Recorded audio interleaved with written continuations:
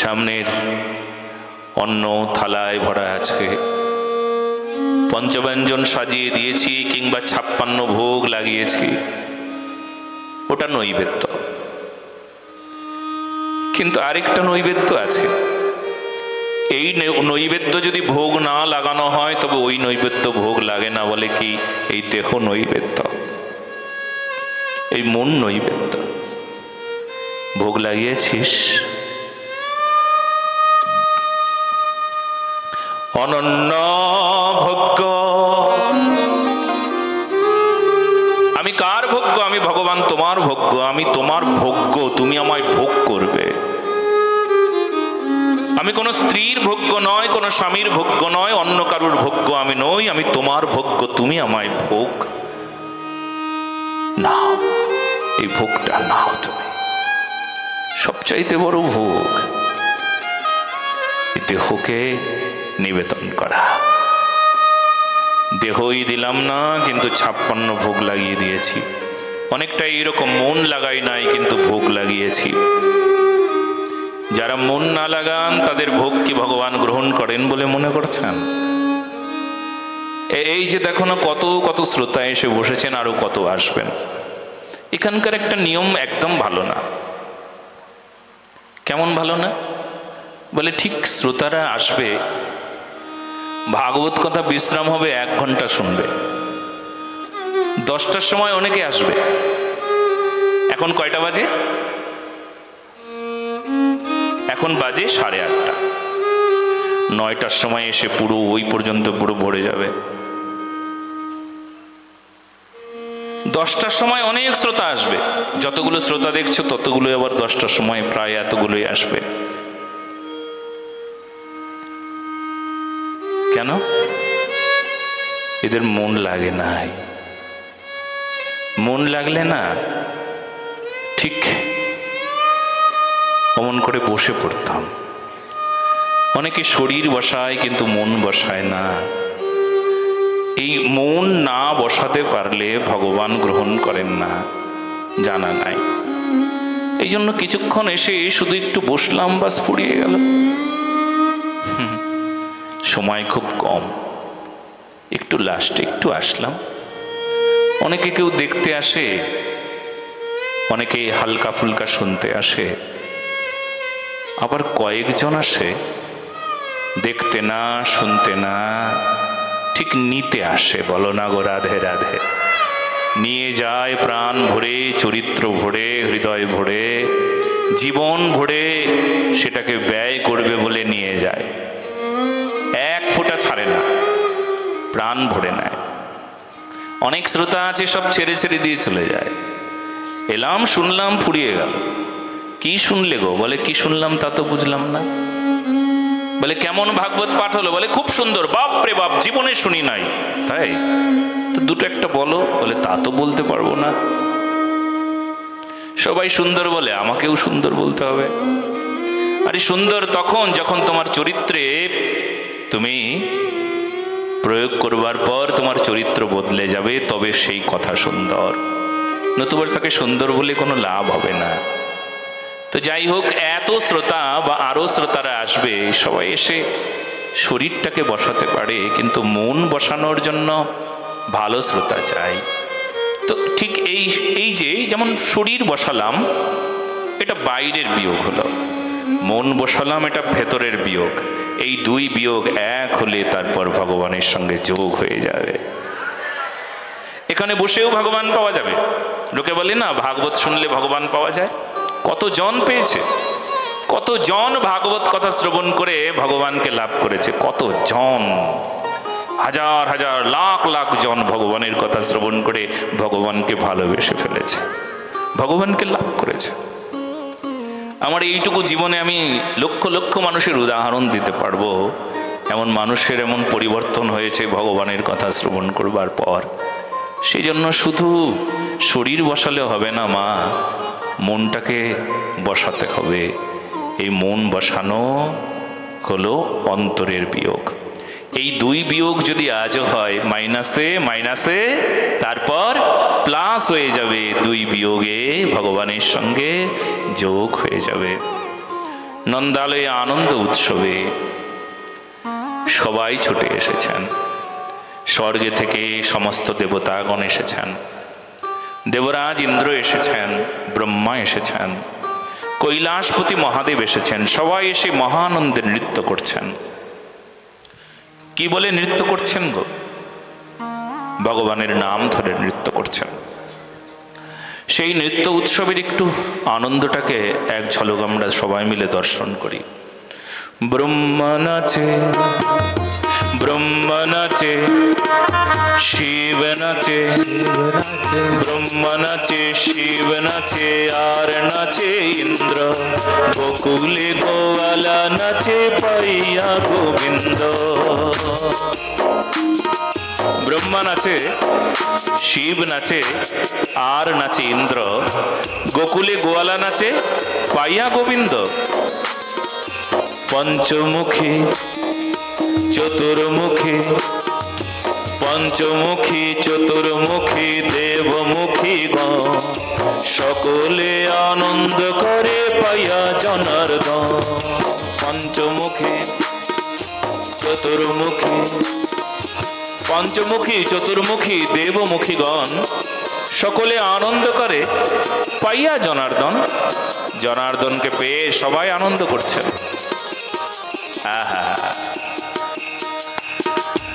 এইবার কেমন আনন্দ করছেন গো?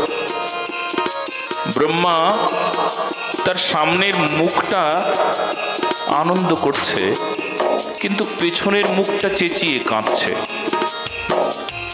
ও পিতা ব্রহ্মা, আমি ভগবান দর্শন করতে পারছি না। আমরা পেছনের মুখ, পেছনের চোখ ঝরঝর করে জল পড়ছে। পেছনের চোখে জল পড়ছে ঝরঝর করে। পেছনের চোখে এত জল কেন? বলে সামনের চোখ ভগবানকে দর্শন করছে, কিন্তু পেছনের চোখ ভগবানকে দর্শন করতে পারছে না। ওটা কাদের চোখ? কাদের চোখ ওটা? ঠিক আমার চোখের মতো। কৃষ্ণ বহির্মুখ জীবের চোখ। বহির্মুখ মানে কি গো? যেই দিকে ভগবান নাই সেই দিকে মুখ, তার নাম বহির্মুখ। কৃষ্ণ উন্মুখ মানে কি? যেই দিকে ভগবানের মুখ সেই দিকে কৃষ্ণ উন্মুখ, ভগবান উন্মুখ। ভগবানের মুখ যেই দিকে, ভগবান যেই দিকে সেই দিকে মুখ করাকে বলা হয় ভগবান উন্মুখ। আর ভগবানের বিপরীত দিকে যদি মুখ করে কেউ দাঁড়িয়ে থাকে তবে তার নাম বহির্মুখ। ধর্ম যেই দিকে সেই দিকে যদি কেউ মুখ করে থাকে তবে তার নাম ধর্মমুখ। ধর্মের দিকে মুখ, ধর্ম উন্মুখ। আর যদি ধর্মের উল্টো দিকে কেউ যদি মুখ করে দাঁড়িয়ে থাকে তবে তার নাম বহির্মুখ। বহির্মুখ জীবের দশা কেমন? ভবকূপে যেমন দশা। বহির্মুখ জীব সে বুঝতেই পারে না। ধর্ম যেই দিকে সেই দিকে মুখ নাই, সেই দিকে চোখ নাই, সেই দিকে কথা নাই, সেই দিকে শোনা নাই। ধর্ম যেই দিক সেই দিক কান নাই, কান উল্টো দিকে, মন উল্টো দিকে। ধর্মের দিকে মন নাই, উল্টো দিকে মন। কেমন সেই মানুষটা? ভবকূপে পড়ে যাওয়া মানুষের মতো। এই সংসারের খোঁচা খায়, কাটা বনে কাটা খায়, তবু মনে করে ভালো আছি। সংসারের বেদনা পায়, তবু মনে করে থাক, ভালো আছি। বহির্মুখ জীব কেমন? মায়ায় মোহগ্রস্ত, মায়ায় ডুবে আছে, মায়ায় ফুলে আছে।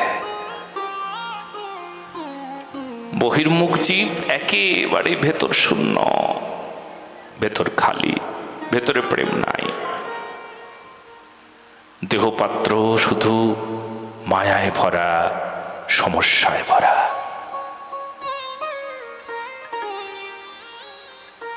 প্রেম নাই দেহপাত্রে, প্রেম নাই দেহপাত্রে, কাম ভরা সেই পাত্রের মধ্যে অসৎসঙ্গ করি পরাভবে।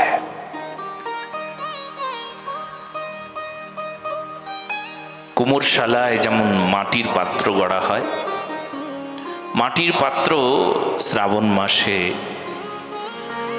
অনেক পাত্রগুলো আছে যেগুলো জলে ভরে থাকে, আবার কিছু পাত্র আছে কিন্তু এইটুকু জলও সেই পাত্রের ভেতরে ঢোকে না। যে পাত্রের মধ্যে জল ঢুকলো না সেই পাত্রটা না মাটির দিকে মুখ করা। এত বৃষ্টি কিন্তু জল ঢুকবে ওখানে? কেন ঢুকবে না? কারণ মুখটা উল্টো দিকে। বহির্মুখ জীবের দশা কেমন? বলে ঠিক মাটির পাত্রটার মতন। কেমন? বলে মাটির দিকে মুখ। যদি ওপর দিকে মুখ থাকতো তাহলে বৃষ্টির জলে ভরে যেত, পূর্ণ হয়ে যেত। হায় হায় কি গতি! দেখো দেখো দেখো, মানুষের দুর্ভাগ্য এই প্রকার। কেমন দুর্ভাগ্য? ঠিক উল্টো দিকে মুখ। ভগবান যেই দিকে সেই দিকে যদি মুখ থাকতো তাহলে ভরে যেত। ধর্ম যেই দিক সেই দিকে যদি মন থাকতো, বুদ্ধি থাকতো, জ্ঞান থাকতো, বিচার থাকতো তাহলে পাত্র ভরে যেত, হৃদয় ভরে যেত, জীবন ভরে যেত, চরিত্র ভরে যেত। কিন্তু হায় দুর্ভাগ্য, মাটির দিকে মুখটা, বহির্মুখ জীব, তাই কিচ্ছু পেল না। ভগবান যেই দিকে সেই দিকে মুখ নাই। ব্রহ্মার পেছনের চোখের মতন মানুষের দুর্দশা।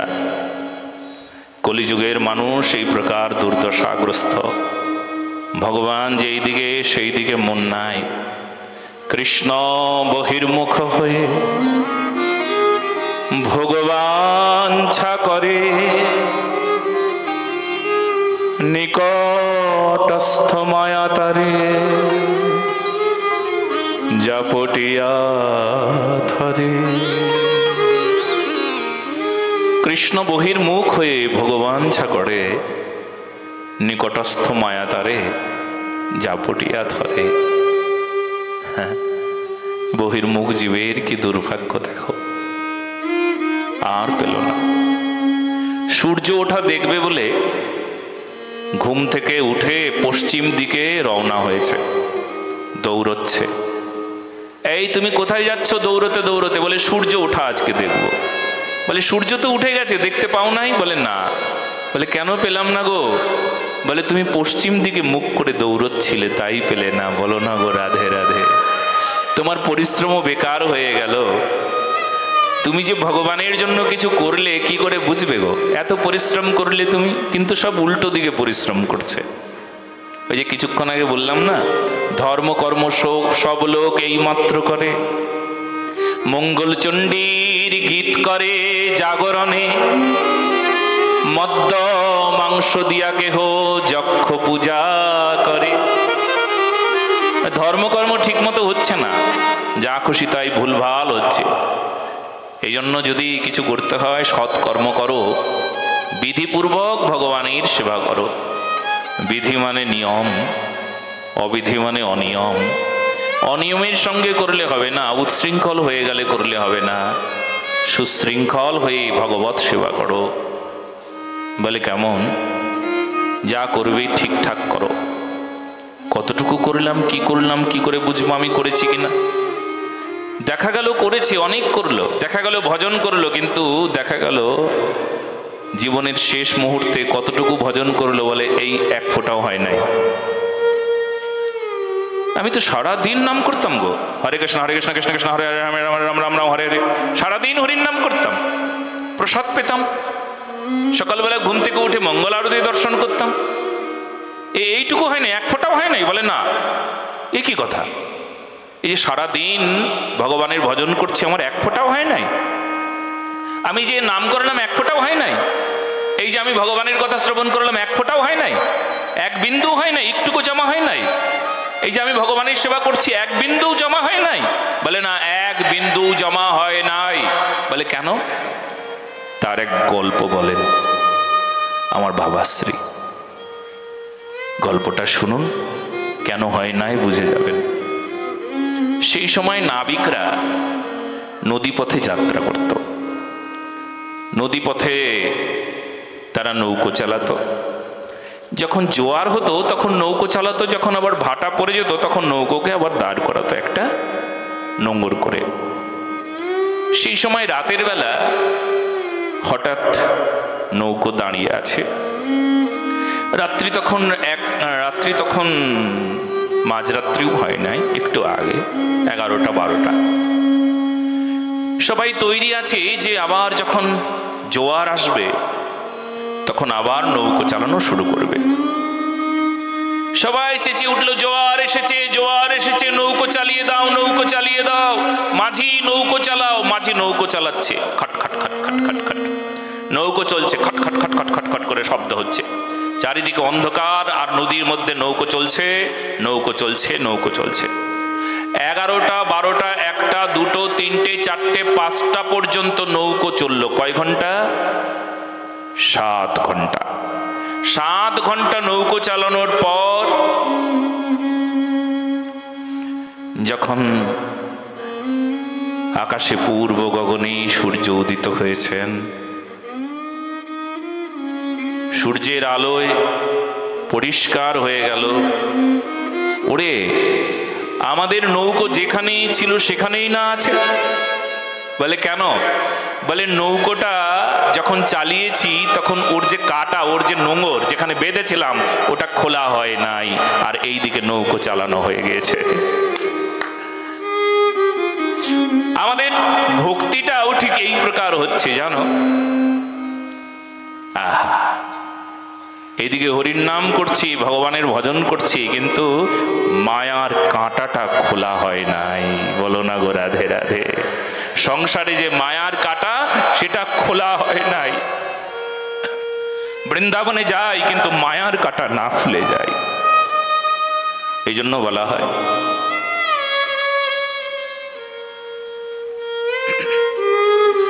আর কবে নিতাই চান করুণা করিবে,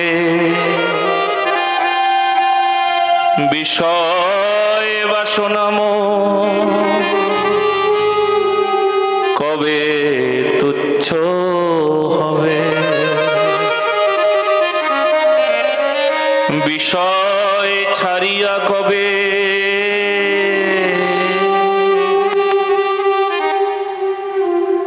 শুদ্ধ হবে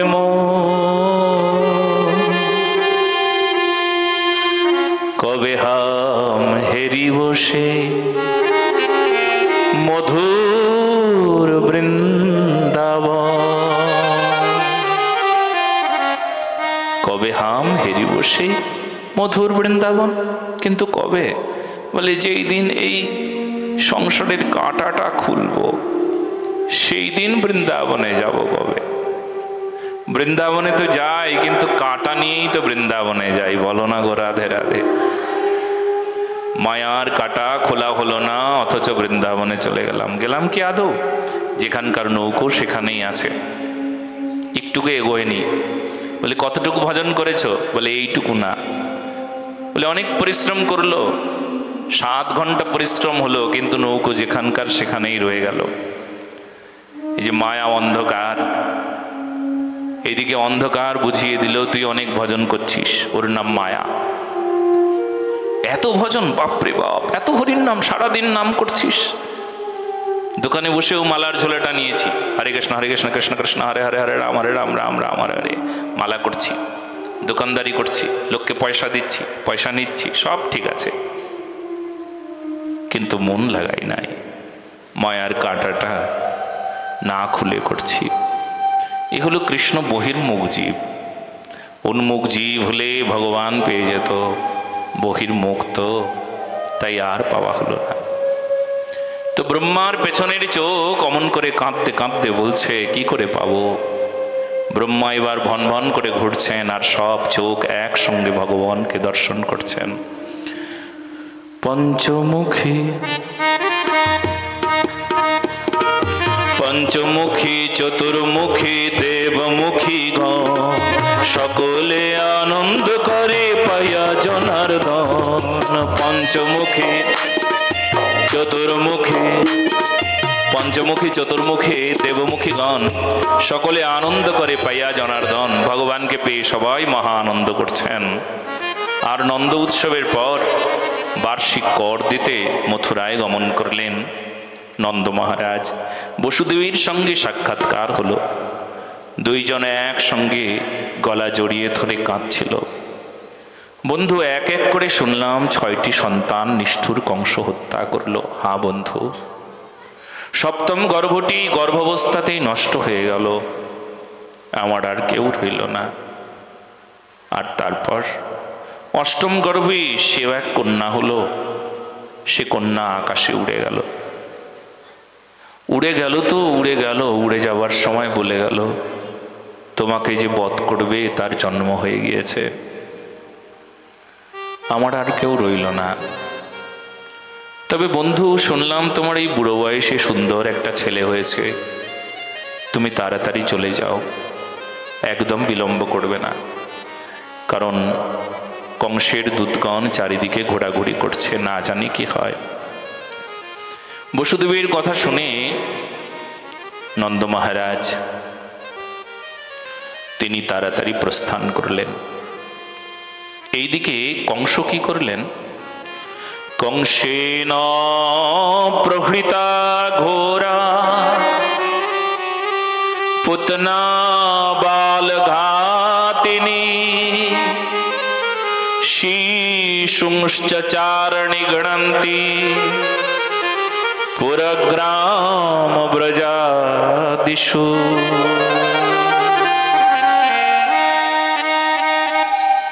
কংস মহারাজ কি করলেন? পুতনাকে প্রেরণ করলেন। পুতনাকে, পুতঃ শব্দের অর্থ শুদ্ধ, না শব্দের অর্থ না। পুতনা শুদ্ধ না। পুত মানে ভালো, আর না মানে ভালো না। পুত মানে পবিত্র, না মানে পবিত্র না। সে হলো পুতনা। অনেক শব্দ আছে না এরকম আমাদের বাংলা ভাষায়, এমন কিছু শব্দ বলা হয় যে শব্দ না বা হ্যাঁ বাচ্য শব্দগুলোকে দুটোকে একসঙ্গে লাগিয়ে বড় মধুর মতন একটা শব্দের ব্যবহার করা হয়, বাংলা ভাষায় প্রবেশ করেছে। বাংলাদেশের কোনো এক অঞ্চলের শব্দ যেটা আমরা অনেক সময় এদেশে পাই, যেমন শব্দটা এরকম,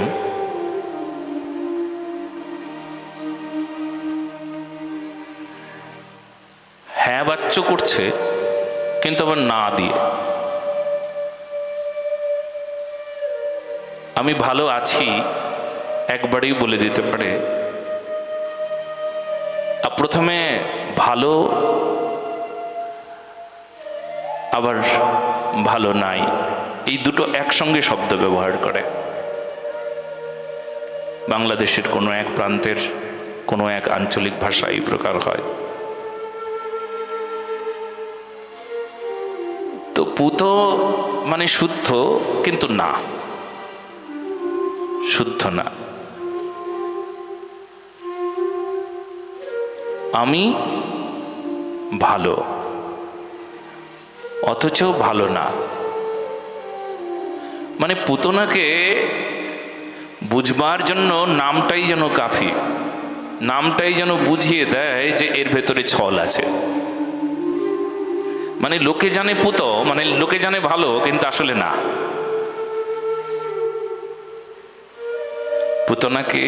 পুতনা ঠিক এই রকম একটা মানুষ, অনেকটা মুখোশ। মুখোশটা কেমন বলে, ভেতরে একরকম মানুষ কিন্তু বাইরে আরেকটা মুখোশ লাগানো। এই ভালো মুখোশ লাগানো কিন্তু ভেতরে না। ভেতরে বলছে আমি সেই মানুষটা না যেটা বাইরের মুখোশ। বলো না গো রাধে রাধে। বাইরে যে মুখোশ লাগানো সেই মানুষটা আমি না, আমি আরেকটা মানুষ যেটা ভালো না। তো পুতনাকে মুখোশ মানুষ, মুখোশ পড়া মানুষ, দুর্জন মানুষ, দুষ্ট মানুষ, কিন্তু মুখে মিষ্টি। মিষ্টি এতটা যে ভেতরে এত বিষ আছে সেটা জানা নাই। তার নাম পুতনা। দুর্জন প্রিয়বাদী চ নৈ তদ বিশ্বাস কারণম মধুতিষ্ঠন্তি জিহ্বাগ্রে হৃদয়ে তু হলাহলম। হৃদয়ে মানে হলাহলম, হৃদয়ে বিষ। পুতনাকে, পুতনা সে যে বাইরে সাজগোজ করে থাকে কিন্তু ভেতরের সাজ নাই। কে কে বাইরের সাজগোজটাকে পছন্দ করেন বলুন? কে প্রতিদিন বাইরে স্নান করেন কিন্তু ভেতরে স্নান করার জন্য চেষ্টা নাই? বাইরেটাকে সাজানোর মানুষ আছে কিন্তু ভেতর সাজানোর মানুষ নাই। বলো না গো রাধে রাধে। যারা ভেতর সাজায় ভগবান তার দিকে নজর দেন। যারা বাইরেটা সাজায়, মুখটা সাজালো, মুখে একটু ক্রিম বা অন্য কোনো কিছু লাগিয়ে মুখটাকে পরিষ্কার করে নিল, বাহ কি সুন্দর দেখতে, বাইরের লোক তাকে বাহ বাহ বাহ বলছে, বাইরের লোক আকর্ষণ করছেন, কিন্তু যে ভেতর সাজায় অন্তর্যামী ভগবান তাকে আকর্ষণ করেন। বলো না গো রাধে রাধে। এই যে অন্তর সাজানোর বিষয় তো জানা নাই, বাইরে সাজানোর বিষয়টা সবাই জানে।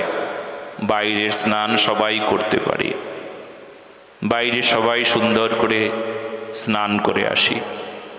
প্রতিজন স্নান করেন না আপনারা? হ্যাঁ করেন। বলে কেন স্নান করেন জানেন? স্নানের কারণ জানেন? স্নান কি করে? স্নান করবার পর কি হয়? শরীর পরিষ্কার হয়। এটা সাধারণ কথা। কেউ কেউ বলবেন পবিত্র হই, অপবিত্র শরীর থাকে তাকে পবিত্র করি। হয় পবিত্র, স্নান করলে পবিত্র হয়ে যান, স্নান করলে পরিষ্কার হয়। বাইরে একটু ধুলো ময়লা জমলে বাইরের শরীরটা একটু পরিষ্কার হয়, কিন্তু ভেতর পরিষ্কার হয় কি আদৌ? ভেতর যতক্ষণ পরিষ্কার না হবে তাকে পবিত্রতা বলা হয় কি? বাইরের শরীর পরিষ্কার করা যায়, ও সহজ।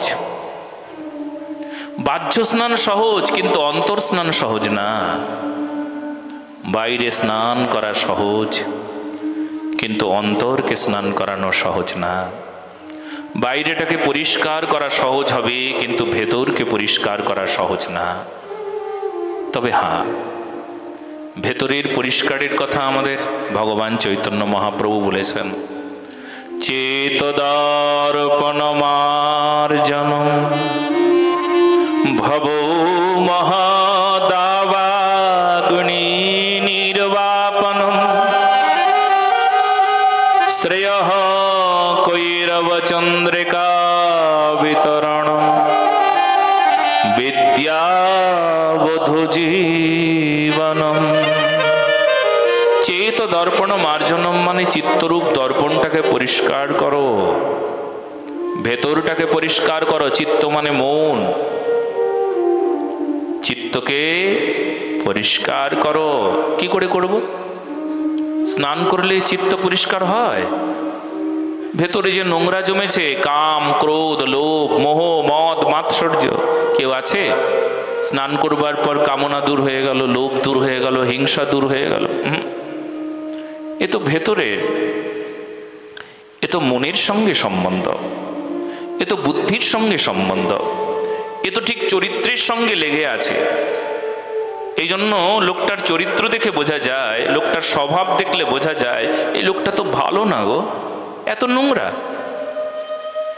এই এত খারাপ ব্যবহার, এত খারাপ কথা এনার মুখ দিয়ে, এত অসৎ ভাবনা এনার, এত অসৎ চরিত্র। ও চরিত্রের সঙ্গে সম্বন্ধযুক্ত বিষয়। কাজেই বাইরের কোনো কিছুর দ্বারা এই চরিত্রকে সংশোধন করা বড় মুশকিল। বাইরের জল দিয়ে চরিত্র ধোয়া যায় না, কেউ ধুতে পারে না। চরিত্রকে ধুতে গেলে একটা উপায় আছে। বলে সেটি কি? এই দেখো তোমাদের কানে যে কথা যাচ্ছে না, এটা চরিত্রকে ধুয়ে পরিষ্কার পরিচ্ছন্ন করছে। আমার ভগবানের কথা কি করছে? চরিত্রকে ধুয়ে পরিষ্কার পরিচ্ছন্ন করছে। বলো, একটু কষ্ট হলেও বলো, বলো বলো। আমি জানি খুব কষ্ট হবে, কি করা যাবে বলো। মুখে ব্যথা, ভগবানের নাম করতে ব্যথা মুখে লাগে। আমাকে সেই দিন এক ব্যক্তি বলছিলেন, আমি সত্য কথা বলি, আমার না প্রণাম করতে না কেমন যেন লাগে। ইচ্ছে করে না প্রণাম করব, ইচ্ছে করে না হরির নাম করব, ইচ্ছে করে না সাধু সঙ্গ করব, ইচ্ছে করে না সাধুকে দেখলে প্রণাম করব। বলে কেন? স্বভাব। এ কৃষ্ণ ভক্তি বৈমুখ্য দোষে দুষ্ট মানুষ, তার প্রমাণটা দেয়। বেশ, এবার ভেতরের স্নান না করতে পারলে বাইরে যতই তুমি স্নান করো কোনো উপকার হবে না। এই জন্য একটা উদাহরণ দিই আমি। একটা শুয়োর আর একটা মানুষের উদাহরণ শুনুন।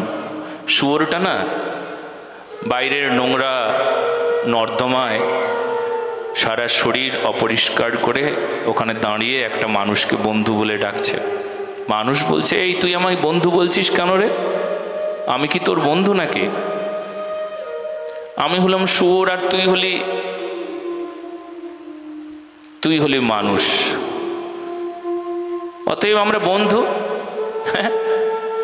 মানুষ বলছে আবার সেই কথা, কি করে সমান হলাম? তুই পশু, আমি মানুষ। বলে হ্যাঁ, এটা ঠিক, তুমি মানুষ, আমি পশু, কিন্তু দুজনেই সমান।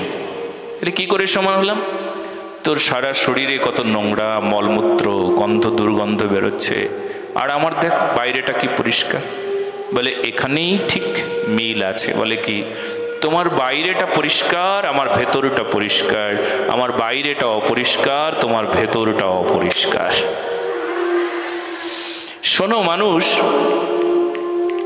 তোমার এই নোংরা, বাইরের এই নোংরা আবর্জনাগুলো না, বাইরের এই নোংরা বাইরের স্নান করলে কখনো কোনো দিন যাবে না। তবে আমাদের এই বাইরের নোংরাটা চলে যাবে, কিন্তু তোমার ভেতরের নোংরা পরিষ্কার করবার জন্য অন্য কোনো সাধনা দেখো। তুমি তো মানুষ, তুমি পারবে। আমরা পশু, আমরা তো সাধন ভজন জানি না। আমাদের তো মুখ নাই, রাধা রাধা বলতে পারি না। আমাদের দুটো হাত নাই যে হাত দুটো তুলে বলবো, ভগবান আত্মসমর্পণ করলাম তোমার চরণে। আহা! তবে হ্যাঁ, নবদ্বীপ লীলায় ভগবান চৈতন্য মহাপ্রভু কি করেছিলেন? যখন ঝাড়খণ্ডের পথ দিয়ে যাচ্ছিলেন তখন বাঘের গায়ে চরণ লেগে গিয়েছিল, আর সেই বাঘটা পর্যন্ত উঠে দাঁড়িয়ে মহাপ্রভুর পশ্চাৎ পশ্চাৎ গমন করছিল, দুটো সামনের পা তুলে মানুষের মতন যাচ্ছিল। পশু বলছিল, দেখো দেখো আমরা পশু, আমাদেরকেও কেমন করে প্রেম দিলে গো। যদি মানুষ কখনো তোমায় পায়, সে মানুষের কি হবে? আমরা পশু, আমাদের প্রেম হয়ে গেল। মানুষ যদি তোমায় পায়, তোমার নাম পায়, তোমার চরণ পায়, তোমার সংস্পর্শ পায়, আরে তোমাকে পাওয়া যদি দূরের হয়, তোমার ভক্তকে যদি পায়, তবে তারও কল্যাণ হয়ে যাবে, তারও মঙ্গল হয়ে যাবে। মহাপ্রভুর গণ যত, মহাপ্রভুর যত গণ আছে, মহাপ্রভুর যত ভক্ত আছে, তারা মহাপ্রভুর চাইতেও বেশি দয়ালু।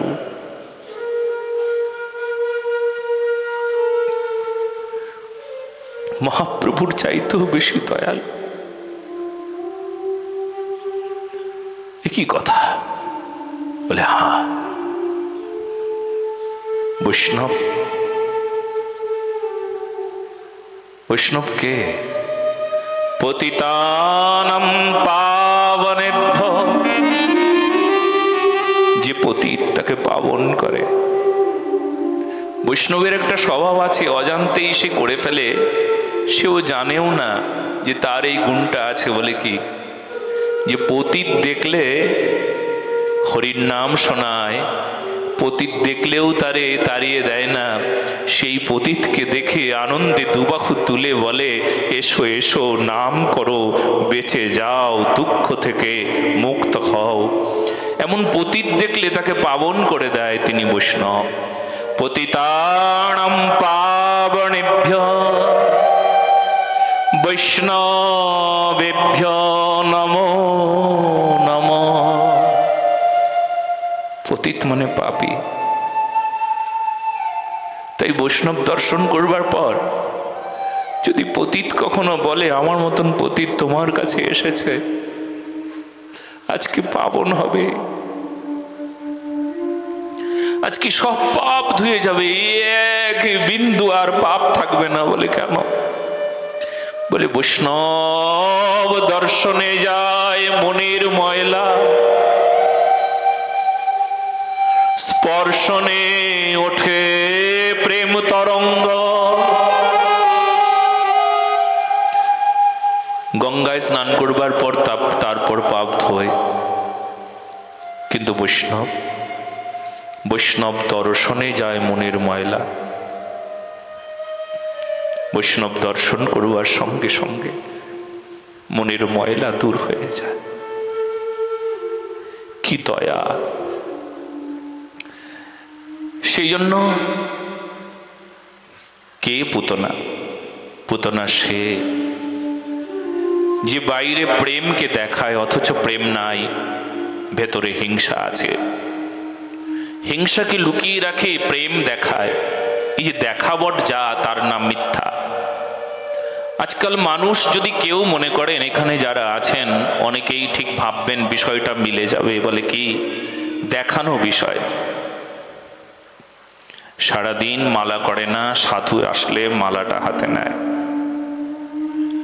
এখানে যখন থাকে তখন আর মালা হাতে নেয় না, মালা তেমন একটা করে না। তবে বৈষ্ণব দেখলে মালাটা হাতে নিয়ে বলতে হয়, দেখো আমি কত ভজন করি, আমিও সাধু। কে পুতনা? এও পুতনা। বলো না গো রাধে রাধে।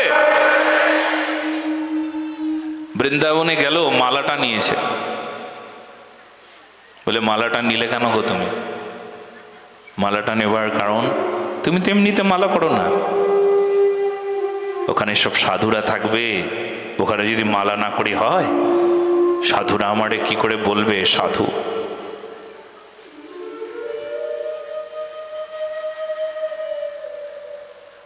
কপট বৈষ্ণব বেশে ঘুরে বেড়াই দেশে দেশে, ভেতরে নাহিক প্রেম লেশ। কপট বৈষ্ণব বেশ। কপট মানে ছল। এ বৈষ্ণবের বেশটা ছল বেশ হয়ে গেল। কে পুতনা? সে কি পুতনা নয়? তিলক করা মানুষটা যদি বাইরে কেবলমাত্র দেখানোর জন্য তিলক করে, রাধারানী দেখে কি তারে?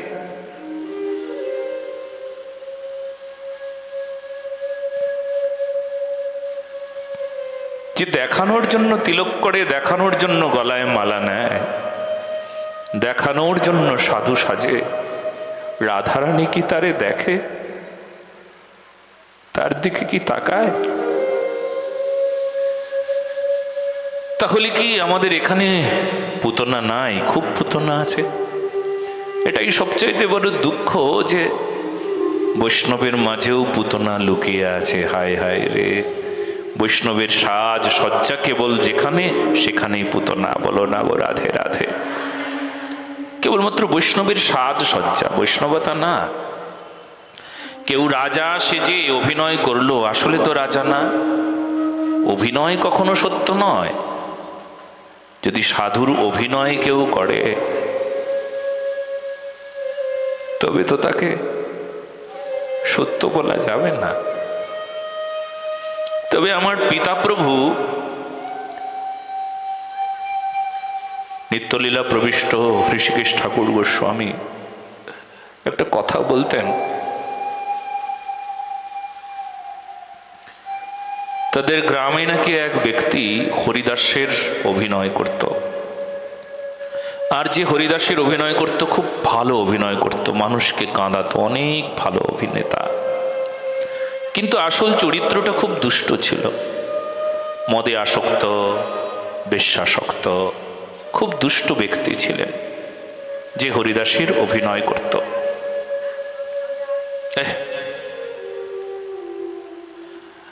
হরিদাসের অভিনয় করবার সময় এত সুন্দর অভিনয় করত, সে অভিনয় দেখে সবাই মুগ্ধ হতেন, কত মানুষ সেখান থেকে শিক্ষা পেতেন। আর সেই হরিদাসের অভিনয় করতে করতে করতে করতে করতে করতে করতে করতে একদিন সত্যি হরিদাস হয়ে গেল, হরিদাসের চরিত্রটা তার মধ্যে প্রবেশ করল। মদ খাওয়া ছেড়ে দিল, অবৈধ স্ত্রী সঙ্গ ছেড়ে দিল, হরিদাসের মতন দিব্য সুন্দর চরিত্র হয়ে গেল। আমার বাবা বলতেন যে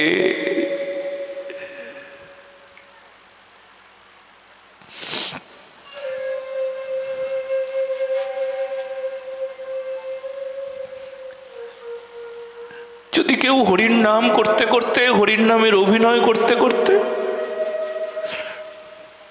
সে যদি হরিদাসের চরিত্র লাভ করতে পারে, তবে নামের তো একটা ক্রিয়া আছে।